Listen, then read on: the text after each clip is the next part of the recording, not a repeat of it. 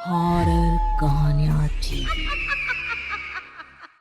अगली मौत किसकी? संजीव अपने दोस्तों राघव और प्रतीक के साथ बियर बार में बैठकर बियर पी रहा था। संजीव आज बहुत खुश लग रहा था। अरे यार, आज की पार्टी में तो मजा आ गया। तुम दोनों दोस्तों के साथ तो मेरी जिंदगी इतनी अच्छी है कि क्या बताओ कितनी अच्छी है। अरे भाई, अब दोस्ती की है तो जीना मरना सब साथ में। हाँ, अरे अरे यार सुनो, जल्दी से एक बियर और ऑर्डर करते हैं ना, एक आखिरी, और उसके बाद ये जश्न यहीं खत्म हो जाएगा। अरे हाँ हाँ, क्यों नहीं। वेटर, जल्दी से 2 बियर की बोतल लेकर आओ। आज मेरे दोस्तों को जश्न मनाना है, क्यों? इतने में वहां पर एक बहुत सुंदर लड़की छोटे छोटे कपड़े पहनकर हाथ में बियर की बोतल लेकर उसके पास आती है। ये लीजिए, आपने बियर ऑर्डर की थी ना, मैं लेकर आ गई। क्या बात है यार, इस बार की वेटर तो बड़ी सुंदर है। अब बियर लेकर आई हो तो अपने हाथों से ही पिला दो ना। हाँ हाँ, क्यों नहीं, जैसा आप बोलोगे मैं वैसा ही करूँगी। क्या बात है यार, अब तो लगता है रोज यहीं आना पड़ेगा। उसके बाद वो लड़की उन तीनों को बियर सर्व कर देती है। पार्टी करने के बाद वो तीनों अपने अपने घर जाते हैं। प्रतीक, संजीव और राघव को उनके घर छोड़कर जैसे ही अकेला अपनी कार में आकर बैठता है तो अचानक उसे एहसास होता है जैसे उसकी कार की पीछे वाली सीट पर कोई बैठा हुआ है। वो तुरंत पीछे मुड़कर देखता है। तुम यहाँ क्या कर रही हो? और तुम मेरी कार में कब आई? अरे तुम तो बार में वेटर थी ना। बस ऐसे ही मेरा दिल कर रहा था आपके साथ आपके घर चलने का, इसलिए मैं आपके साथ चली आई। अरे लेकिन तुम मेरी कार में आई कब? अभी कुछ देर पहले तो यहाँ पर मेरे दोस्त बैठे हुए थे। प्रतीक के इतना बोलते ही उस लड़के का चेहरा खतरनाक तरीके से बदल जाता है। उसकी आंखें पत्थर की तरह सफेद और पूरे शरीर पर नीली नीली नसें उभर आती है। गाड़ी चलाओ, पूरी स्पीड में चलाओ, और अगर तुमने गाड़ी रोकने की कोशिश भी की तो मुझसे बुरा कोई नहीं होगा। डर की वजह से प्रतीक के पसीने छूटने लगते हैं। उसका शरीर बुरी तरह से कांप रहा था। प्रतीक बिना कुछ सोचे समझे कार को फुल स्पीड से चलाना शुरू करता है। चलते चलते वो शहर से दूर एक पहाड़ी पर पहुंच जाता है और सामने अब सिर्फ पहाड़ी का किनारा दिख रहा है, जिसे देख प्रतीक घबराकर अचानक से कार को ब्रेक लगाता है। देखो देखो देखो देखो, मुझे छोड़ दो मुझे। अगर मैंने गाड़ी जरा सी भी आगे बढ़ाई तो हम दोनों नीचे गिरकर मर जाएंगे। ये तो तुम्हें पहले सोचना चाहिए था ना। अब कुछ नहीं हो सकता।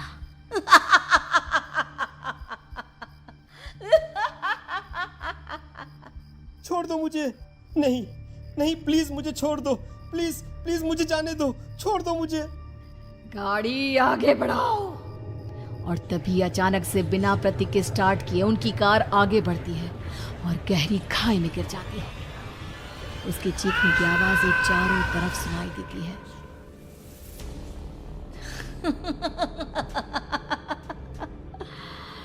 तुझे मारकर मेरे कलेजे में जल रही आग को थोड़ी शांति तो मिल गई, लेकिन अभी ये कहानी खत्म नहीं हुई। और फिर अगले दिन राघव और संजीव को पता चलता है कि प्रतीक की पहाड़ी से नीचे गिरकर मौत हो गई। अरे कल रात की तो बात है यार, हम सब बैठकर पार्टी कर रहे थे, लेकिन मेरी एक बात समझ में नहीं आ रही। राघव शहर से इतना बाहर उस पहाड़ी पर इतनी रात को क्या करने गया था? अरे यार, वही सोचकर तो मैं भी परेशान हूँ। हम दोनों को छोड़ने के बाद तो वो सीधा अपने घर जाने वाला था, और वो आत्महत्या क्यों करेगा भाई? कल रात तक वो कितना खुश था, हमारे साथ सेलिब्रेट कर रहा था। हाँ, लेकिन पुलिस ने तो यही कहा है कि प्रतीक ने अपनी कार को जानबूझकर पहाड़ी से नीचे गिरा दिया और आत्महत्या कर ली। अरे यार, संजीव मेरी तो कुछ भी समझ में नहीं आ रहा है। चल ठीक है, अब मैं अपने घर जाता हूँ। Okay bye. राघव अपने घर में अकेला था। दोपहर का वक्त था। तभी दरवाजे की घंटी बजी। कौन है? अरे 1 मिनट रुको, अभी आता हूँ। राघव ने जैसे ही दरवाजा खोला उसने देखा कि सामने एक बहुत खूबसूरत लड़की खड़ी हुई है। कौन है आप और यहाँ किससे मिलने आई हैं? देखिए ना, बाहर बारिश शुरू हो गई थी, मेरी गाड़ी खराब हो गई है। आपका घर नजर आया तो सोचा कुछ हेल्प ले लेती हूँ। क्यों नहीं, आइए ना, आइए आइए। मेरे कपड़े पूरे भीग चुके हैं, क्या आपके पास टॉवल मिलेगा प्लीज? राघव अपने बाथरूम से एक टॉवल लाकर उस लड़की को देता है। थैंक यू सो मच, अब मैं चलती हूँ। अरे इतनी क्या जल्दी है? आप चाहे तो बारिश रुकने तक यहाँ पर रुक सकती हैं। हाँ। लड़की ने पलटकर राघव की तरफ देखा। नहीं, मुझे जाना होगा, मेरा काम बाकी है। और वो वहां से चली गई। उस लड़की के जाने के बाद राघव अपने बाथरूम में नहाने के लिए गया और जैसे ही उसने बाथरूम में देखा तो उसका टॉवल वहीं पर लटका हुआ था। उसने टॉवल हाथ में लिया तो देखा कि उसका पूरा टॉवल खून के धब्बों से सना हुआ है। अरे अरे ये क्या? ये टॉवेल तो मैंने उस लड़की को दे दिया था। ये वापस मेरे बाथरूम में कैसे आ गया? और इस पर ये खून के धब्बे कहां से आ गए? राघव ने आईने में देखा तो उसकी गर्दन पर एक बड़ा सा चाकू का कट लगा हुआ था जिससे खून बह रहा था, जिसे देख राघव के होश उड़ गए। हाँ, अरे ये क्या? मेरी गर्दन इतनी ज्यादा कटी हुई है और मुझे दर्द भी नहीं हो रहा है। ये क्या हो रहा है मेरे साथ? राघव घबराकर बाथरूम से बाहर आया और अपना मोबाइल उठाकर उसने संजीव को फोन लगाया। संजीव जल्दी से मेरे पास आ जाओ। मुझे लगता है कुछ बहुत बड़ी गड़बड़ है, जल्दी आ जाओ। उधर से आवाज आई, लेकिन वो आवाज संजीव की नहीं बल्कि एक लड़की की थी। कुछ अजीब नहीं हुआ है, बस तुम्हारी मौत तुमसे मिलने आई थी और तुम्हें मारकर चली गई।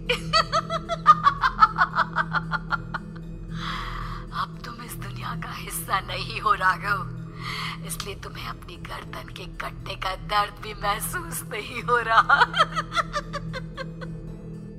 नहीं, ऐसा नहीं हो सकता, ऐसा नहीं हो सकता। कौन हो तुम? तुम्हारी मौत। अब संजीव के पास खबर पहुंचती है कि राघव ने अपने ही घर में चाकू से गर्दन काटकर आत्महत्या कर ली। ये सुनने के बाद संजीव के होश उड़ गए। वो पसीने से तरबतर हो गया और एक अनजाना डर अब उसके दिल को सताने लगा। संजीव के साथ ही उसका एक छोटा भाई राजीव भी रहा करता था। अपने भाई को इस तरह परेशान देखकर राजीव उसके पास आया। अरे भैया, क्या हुआ भैया? आप इतने घबराए हुए क्यों लग रहे हैं? प्रतीक और राघव की मौत, मेरा मतलब मेरी कुछ समझ में नहीं आ रहा भाई। अचानक से मेरे दोनों दोस्तों ने आत्महत्या क्यों कर ली? अरे वो तो मेरी भी समझ में नहीं आ रहा है भैया। हाँ, हो सकता है कि कोई परेशानी होगी और इसीलिए उन्होंने ऐसा किया होगा। हाँ, लेकिन दोनों की जिंदगी में एक साथ परेशानी और दोनों का इतनी खतरनाक तरीके से आत्महत्या करना, कहीं ऐसा तो नहीं मैं भी मर जाऊंगा? अरे आप ऐसी बातें क्यों कर रहे हैं भैया?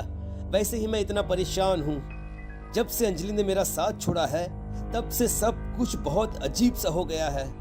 रोज रात को डरावने सपने आते हैं। ऐसा लगता है जैसे अंजलि बार बार मेरे सपनों में आकर मुझे डराने की कोशिश करती है।